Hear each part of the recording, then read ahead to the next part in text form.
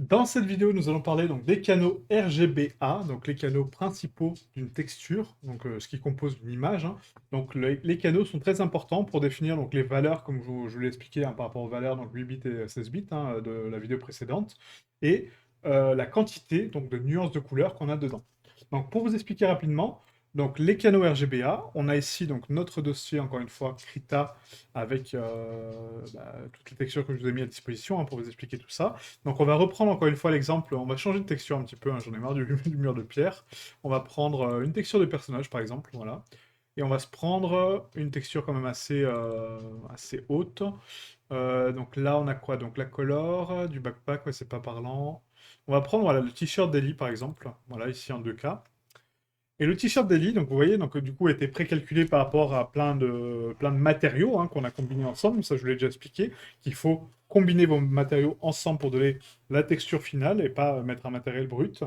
Et là, on a donc du coup un matériel donc de t-shirt avec donc les patterns de tissu. On a de la salissure, d'accord, des traces de salissure. Donc là, clairement fait par sur Substance, hein, j'arrive à reconnaître le pattern de noise. Voilà, un peu de poussière sur le bas du t-shirt, hein, ce qui donne une cohérence de vie à cette texture. Et voilà. Donc là, clairement, quand je regarde cette texture, je me dis, bon, bah là, c'est pas compliqué. Il y a clairement, principalement du rouge. Mais pas que. Parce que si je regarde donc mes canaux ici, on voit que tous les canaux sont pris. Il y a des canaux majoritaires, comme je l'ai expliqué, on peut aller ici donc dans filtre et dans niveau pour voir les niveaux de couleur qu'on a au niveau de la couleur. Donc là, si on regarde donc le canal rouge, il est donc de 0 à 255, donc on sait qu'on est sur du 8 bits, voilà, donc pas sur du 16 pour la couleur. Et on a donc des crêtes de couleur très prononcées sur les rouges foncés, mais vous voyez que les rouges clairs sont quand même très minimes, alors que pourtant on en a quoi. Parce que justement, ce rouge-là, donc ce rouge un peu pâle, un peu rose, c'est pas un rouge pur, c'est un rouge combiné avec du bleu, du vert, etc. pour donner cette nuance. Donc tous les canaux sont importants pour donner la couleur, donc la nuance de couleur finale avec le nuancier que je vous ai montré en 8 bits, hein, du coup. Donc là, si on regarde donc, dans mon nuancier, donc là on retourne sur mon nuancier, donc plage de couleurs, hein. Donc le nuancier, on va prendre celui-ci en 8 bits du coup. Donc là on est sur du PNG, on va rester cohérent. Là si je veux avoir donc la couleur de ce t-shirt là avec la valeur, donc je peux prendre ma pipette, ok, pour cliquer sur la valeur que je veux récupérer. Et là vous voyez, j'ai les valeurs qui s'affichent à droite. Ça c'est très très bien. Je vais déplacer la caméra pour voir les canaux, excusez-moi. Voilà, je vais la mettre là. Vous voyez? Donc là, on a donc le rouge, j'ai 156 de rouge en termes de valeur, j'ai 83 de vert et j'ai 76 de bleu. L'alpha, là, il n'y a pas de transparence, donc du coup, ça sert à rien. Mais voilà, j'ai rouge, vert, bleu pour donner cette couleur-là. Donc si je veux récupérer la même teinte sur mon nuancier, donc là si on regarde donc, mon nuancier du coup en 8 bits, on voit donc du coup la plage de couleurs oscille entre donc rouge, vert, bleu, hein, mais on peut aussi osciller entre le rouge et le bleu, le rouge, euh, le rouge et le bleu, ouais, du coup, donc le bleu et le rouge, etc. Enfin, voilà. Donc du coup les nuances en fait elles sont pas fixes, on peut les varier. Donc en général on fait un RGB en fait, hein, comme dégradé, mais il y a des dégradés aussi différents. On peut faire bleu, rouge, bleu, vert, vert, rouge, bleu, etc. Enfin voilà, on peut les mixer. Donc du coup, grâce à la pipette, en fait, donc je peux identifier donc les plages de couleurs auxquelles mon mesh appartient, vous voyez, pour voir toutes les nuances que je peux avoir. Donc là, on se dit, ok, c'est pas mal. Donc du coup, si je veux décocher mes canaux pour voir un petit peu la quantité de bleu que j'ai au niveau de mon mesh, donc je peux passer par les niveaux, ou tout simplement décocher mes canaux ici, et là, j'ai que mon bleu. Donc là, en bleu, je sais que sur cette zone-là, j'ai plus de bleu que cette zone-là, par exemple. Vous voyez, donc là, on a 38 de bleu. Là, je suis à 65 de bleu pour, du coup, donner cette nuance-là de rose à la fin. Pareil sur mon canal vert et pareil sur mon canal rouge, etc. Ok. Donc, du coup, les valeurs, donc les canaux, vont permettre de contrôler la quantité de rouge, vert, bleu que j'ai sur mon image. Maintenant, on va aborder donc une autre notion qui est pas commune en fait, hein, parce que du coup le formatage donc des jeux vidéo et des moteurs graphiques c'est du RGB, mais par contre pour l'impression, quand vous imprimez des choses, on parle souvent de canaux CMJN. Donc le CMJN, pour vous expliquer brièvement ce que c'est, hein, on va pas l'utiliser, mais c'est vraiment pour l'aborder rapidement. On a ici, vous voyez, donc CMJN. Le CMJN, pareil, donc en 8 bits ou 16 bits. Là, c'est un petit peu différent. Le CMJN, c'est le cyan, le magenta, le jaune et le noir. CMJN, ok? Donc si je veux un dégradé CMJN, il faut que... On va supprimer donc tout ça, hein. Tac.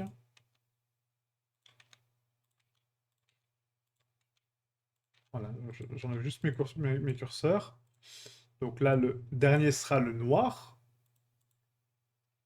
Donc black, hein, on va le mettre là. Là, ce sera du cyan. Donc pour avoir le cyan, en fait, donc directement ici, là, quand je regarde mes canaux, donc on est toujours sur du RVB, en fait, hein, du coup, j'ai pas de canaux CMJN directement ici. Ce qu'on peut faire, je sais pas si c'est possible sur Krita. Ouais, j'ai pas l'impression, ouais. Mais en gros, le cyan, en fait, donc c'est normalement, je sais plus, c'est 100% de vert et 100% de bleu. Voilà. Donc là, c'est le cyan, donc C. Ok. Le magenta, donc du coup, ça va être 100% de bleu et 100% de rouge. C'est chiant qu'ils m'affichent pas les vrais canaux, quoi. Ça change tout le temps, c'est hallucinant, quoi. Donc 100% de rouge, donc ça va être 65 535 et 65 535 de bleu. Ok. Donc en gros, sur le CMGN, on a deux couleurs en une, en fait. Donc c'est assez particulier, quoi. Et le jaune, du coup, bah, c'est 100% de rouge et 100% de vert, quoi. Donc on a 65 000 et 105 000. Voilà. Donc là, on a du jaune pur, en fait. Voilà. Et là, j'ai un dégradé CMJN. Donc pour le mettre propre, on va mettre ici... 2. Non, c'est 33,75. On va mettre 35. Bon, je vais mettre à peu près 35. Et là, on va mettre 70. Et puis... bon, les valeurs sont pas précises, mais vous avez compris. 70. Normalement, c'est un peu plus propre que ça. Et là, j'ai un dégradé CMJN, d'accord, pour l'impression. C'est-à-dire que là, je vais piocher dans les valeurs médianes de mon cyan, magenta, jaune et noir pour récupérer mes plages de couleurs. Mais là, vous allez me dire, ouais, mais il n'y a pas de rouge, il n'y a pas de bleu, il n'y a pas de vert. C'est trop bizarre, quoi. Et oui, parce que du coup, en fait, il va piocher dans les valeurs intermédiaires pour avoir le vert, le bleu, le rouge, etc. Donc c'est une autre méthode de calcul. Donc ça, clairement, on le voit jamais en 3D, hein. Le CMJN, c'est vraiment très rare. Même jamais, enfin, je l'ai jamais vu. Mais voilà, donc c'est pour vous expliquer qu'il y a d'autres plages de couleurs. Donc le cyan, magenta, jaune, noir. Vous voyez, on les a ici, hein. Donc nous, on est sur du RGB. Donc le RGB, là, comme vous avez pu le voir, donc la plage de couleurs est quand même limitée par rapport à la plage de couleurs du 16 bits, hein. Si on compare donc ici en PNG, voilà, on a la différence entre les deux avec les nuances, hein, clairement. Voilà. Donc là, on a beaucoup plus de plages de contrôle, hein, beaucoup plus de contraste en termes de couleurs, en termes de valeur, et c'est beaucoup plus joli que là, où on a un dégradé vraiment très brut, quoi. D'ailleurs, on peut le voir ici au niveau des dégradés, hein, vous voyez, de vert, de rouge et de bleu. Là, on a quelque chose de beaucoup plus graduel. Bleu, rouge, vert, en termes comment, de fondu, en termes d'étirement de valeur. Donc ça, c'est les canaux. Donc maintenant, si je regarde une texture combinée, donc là, on va ouvrir une texture combinée. Je sais pas s'il y en a sur les mèches que je vous ai mis. Normalement, oui, hein, je pense qu'ils ont optimisé quand même si c'est pas très commun, l'ARM ouais, sur les jeux. Ouais, non, ils ont pas tendance à combiner les textures.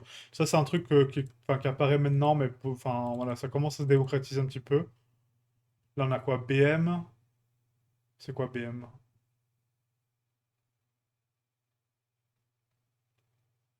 Je sais pas, RMT. RMT, c'est quoi? Roughness métallique et T, je sais pas à quoi ça correspond. RMT. Ouais, je sais pas. La nomination de certains studios, des fois, me laisse un peu perplexe, en fait. Ça aussi, la nomenclature des textures, en fait, c'est vraiment pas obligatoire, mais en tout cas, c'est conseillé d'avoir toujours la même, parce que la preuve. euh, Après, on sait pas à quoi ça correspond, quoi. Donc là, sur Sony, on est sur du... c'est pas Sony, c'est Sega. Ils ont DI, Mouth DI, Diffuse, j'ai envie de dire. Diffuse Spec. Ah ouais, d'accord, donc ils mettent DI à chaque fois, S. Donc Spec, DI Diffuse, TN normal, ok, mais TN, je sais pas pourquoi, TN. Ouais, donc la nomenclature est vraiment très particulière, quoi. MT, ouais, je sais pas à quoi ça correspond. Et là, sur, donc, ça c'est Sony, hein, Last of Us, je crois. Non, c'est Naughty Dog. Naughty Dog, donc là on a DirectX, ok. Donc là il donne le normal DirectX, Color DirectX, Mask BC4, pour le format, ça c'est un format de compression, Spec, Color, normal, ok. Ouais, donc toujours pas de carte combinée. Bon, c'est pas grave. Les cartes combinées, vous en avez en fait sur les textures que je vous ai mis, hein, donc les textures d'essai, par exemple le mur en pierre, on va prendre l'ARM. Donc l'ARM qui est l'ambiance occlusion, la roughness et la métallique. Et du coup, on va comparer un petit peu donc les textures dessus. Donc là, c'est du linéaire, hein, d'accord? Donc c'est des valeurs linéaires, hein, il n'y a pas besoin de valeurs précises. Donc là, on va ouvrir là-haut en parallèle. Voilà. On va ouvrir aussi donc la roughness et la métallique. De toute façon, c'est du noir, hein, donc du coup. Donc là, la roughness. Voilà. Et là, on est pas mal. Donc l'ARM, on a donc l'ambiance occlusion, la roughness et la métallique, normalement. Donc là, je sais pas pourquoi là-haut, en fait, elle est pas là. Je sais pas pourquoi ils l'ont pas combiné, hein, parce que du coup, donc sur le canal bleu, on est censé avoir. Ah non, c'est l'inverse, pardon. Ah oui, ils ont mis bleu, vert, rouge, ok. Donc c'est rouge, vert, bleu, normalement, hein, les canaux, hein, c'est pas bleu, vert, rouge. Donc le canal rouge, donc le A, c'est là-haut. Donc là-haut qui est ici. Donc là, on voyait qu'en fait, mon AO de base, c'est des valeurs noires et blanches, donc des valeurs, des niveaux de gris, ok? Donc des niveaux de gris de 0 à 255 608 bits ou de 0 à 65 si c'est en 16 bits. Là, j'ai une texture combinée qui s'appelle l'ARM, où elle utilise donc des canaux rouge, vert, bleu. Donc vous allez me dire, bah ouais, mais du coup, il y a du RVB. Mais oui, mais le problème, c'est qu'en fait, donc, cette texture-là, dans notre moteur de rendu, hein, donc Blender ou Unreal ou autre, hein, il faut séparer les canaux, donc les séparer, donc identifier les canaux comme je l'ai fait là. Hein. Là, j'ai séparé mon canal rouge du bleu s'il veut bien. Donc là, j'ai séparé mon canal donc rouge, hein, donc il est juste seul, d'accord, il est juste lui coché. Et du coup, j'ai que la nuance de valeur que j'ai dans ce canal rouge. Mais est-ce que ça correspond à une color? Non, pas du tout. Là, c'est juste pour dire, j'ai une texture avec des valeurs de 0 à 255 ou 0 à 65 000 et quelques. Donc, du coup, je les prends, ces valeurs-là, et je les stocke dans ce canal rouge. Il faut le voir comme un contenant, d'accord, une boîte, où je vais ranger. Donc, j'ai une boîte avec 4 compartiments, rouge, vert, bleu, hein, qui s'appelle rouge, vert, bleu, alpha, mais c'est que des compartiments, des tiroirs, et après, je mets dedans ce que je veux. Et le canal alpha, même s'il est utilisé pour la transparence, on peut l'utiliser. Donc c'est rare que les gens l'utilisent parce que du coup ça a tendance à être trompeur en fait hein, pour certaines personnes. Mais on peut l'utiliser, le canal alpha, pour stocker aussi d'autres données. C'est pour ça que moi, quand je fais des textures combinées, je fais la MSRAO, donc la Metallic Spec Roughness Ambient Occlusion, pour avoir 4 valeurs dans une seule texture. Ok? Si je regarde mon AO, donc de là à là, elle est certes plus nuancée sur la texture combinée, d'accord, je ne sais pas pourquoi, hein, je ne sais pas pourquoi ils l'ont nuancée un peu plus, mais en tout cas elle est beaucoup plus prononcée sur la texture combinée que sur la texture simple, mais normalement on est censé avoir ça dans le canal rouge. Voilà, donc là c'est un petit peu plus prononcé, mais normalement c'est pas le cas. Et après on a donc la roughness qui est ici, donc là c'est ARM, donc R ça va être le canal bleu, le canal vert, excusez-moi, vu que c'est inversé ça me trigger. Donc le canal vert, et là on est censé récupérer ma roughness. Bon, ça prend des plombs, mais vous avez compris. Ok? Donc du coup, les canaux peuvent me servir aussi à stocker des données pour avoir accès à ces valeurs-là. Donc supposons que dans Unreal ou Blender, j'ai une valeur à quelconque moment, en fait, je suis en train de faire un beau texturing. Bon, je vais arrêter Krita parce qu'il lag. Je pense qu'on va arrêter avec les 4K parce qu'elles sont vraiment très lourdes, en fait. Donc, sur Unreal ou sur Blender, je suis en train de travailler avec des valeurs de 0 à 1. Donc, de 0 à 255, hein, mais je parle de 0 à 1, c'est pour évoquer toute la plage. Du coup, j'ai besoin de stocker cette information-là dans une texture. Bah, je vais l'enregistrer sur un des canaux, parce que c'est une valeur de 0 à 1. Si par contre j'ai besoin d'une combinaison de canaux, donc du coup une combinaison de plusieurs canaux ensemble, je vais utiliser une carte de couleur avec toutes les fonctions RGB, en fait, hein, donc tous les canaux combinés, mais pour me donner une couleur finale. Là, c'est une couleur. Une couleur, c'est un combiné de plusieurs canaux. Même si c'est du rouge pur, il faut quand même avoir donc les autres canaux derrière, d'accord? Donc le rouge, vert, bleu, pour avoir donc les nuances. Il faut indiquer que dans le rouge, j'ai 0% de bleu et j'ai 0% de vert dans le rouge pur. Mais il faut l'indiquer. Si je l'indique pas, c'est que du rouge, donc c'est que des valeurs de 0 à 1. Donc j'aurai, à la fin, comme résultat, hein, j'aurai 255 en 8 bits, ou j'aurai une valeur de 0, de 65 535 pour du 16 bits. Et c'est ça la nuance, en fait. C'est ça la différence des canaux. C'est qu'un canal contient une information par rapport à quelque chose, mais ce quelque chose, la finalité de ce que j'en fais, c'est qu'une valeur. Ça reste une valeur. C'est une valeur de 0 à 255, encore une fois, ou de 0 à 65 535. Voilà.